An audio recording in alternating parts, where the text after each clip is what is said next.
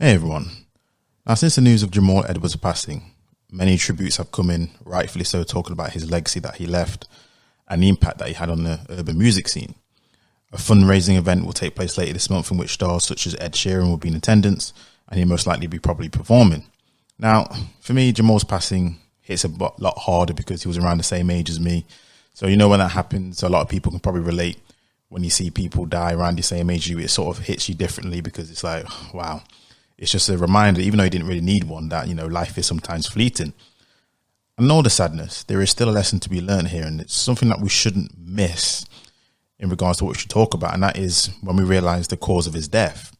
Because when you look at the cause of his death, following the reports, it was caused by a heart attack, caused by him using recreational drugs. And when we read the testimonies from his friends who were there with him that night, apparently he was drinking all night, taking drugs, cocaine, weed, and then started to become paranoid later that evening, early hours in the morning, exhibited signs of anxiety, irritation, started to throw things around the place, and unfortunately he collapsed and suffered a cardiac arrest, and as they say, the rest is history.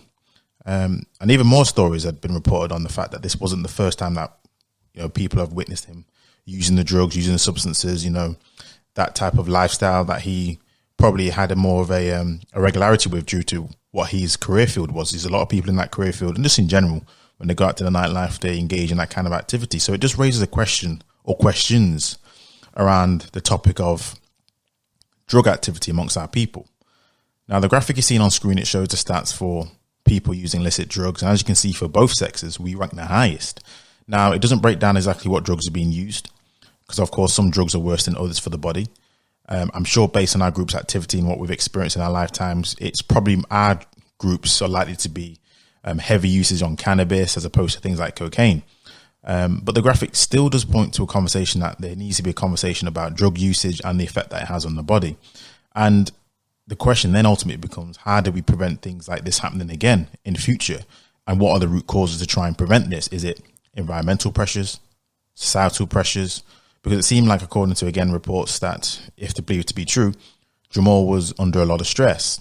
I know his business writ off a lot of losses. It was during the pandemic, so that would obviously had a toll in regards to his mental health, his stress levels. So is it stress the factor? Is stress something that we should be more talking about, and how we can properly manage our stress levels regarding to, again, environmental pressures, societal pressures, stress in the workplace, stress in our lives? Is that the issue that we need to be addressing? Is that the underlying thing that we should be talking about, which would help stop more young kids across the board dying, or even just in regular things in life? All in all, it's a sad story from someone who achieved so much and unfortunately has gone so soon. Until next time.